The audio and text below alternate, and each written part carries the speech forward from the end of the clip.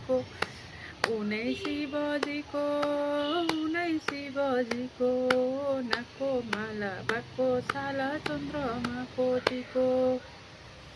आज सोमबारको व्रत शिवजीको भजन गाएको है साथीहरू। सबैलाई नमस्कार।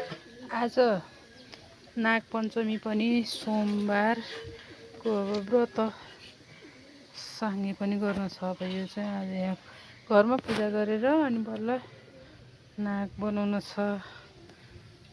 नाग बनाएर अनि शिवजीको मन्दिरहरू गएर साउनको सोमबारको पूर्णपात्र गोदान गर्न छ।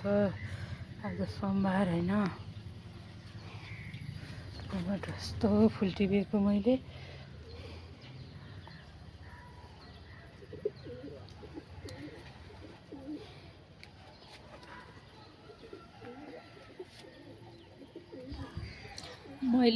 अब घरको पूजा गर्छु सधैँ गर्ने। अनि त्यस पछाडि मैले अब फेरि नाग बनाउनै बाँकी छ। नाग बनाएर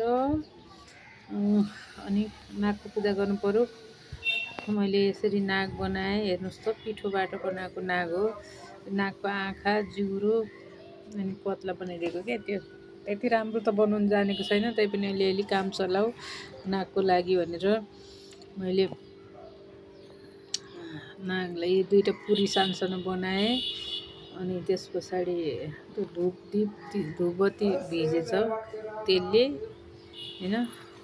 नागलाई पूजा गर्दा पहेँलो सेतो भनेको भएर मैले रातो हालेको छैन। अनि अलिकति लावा भुटे रुईको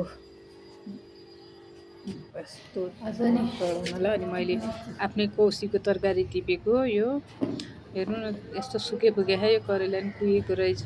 कोही छिप्पिन लायो, कोही किराले खाएको भएर मैले टिपेँ र ल्याएको मेरो आफ्नो कौसीमा आफ्नो मिहिनेत।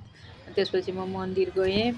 मन्दिर गएर मैले भगवानको थानमा बत्ती बालेर घर फर्केर खाना बनाएर खुवाएर फेरि अर्को मन्दिरमा गएर आज व्रत उद्यापन गरेको पूर्णपात्र गोदान पूर्णपात्र गरेर घरमा आएँ होइन। यसरी शिवजी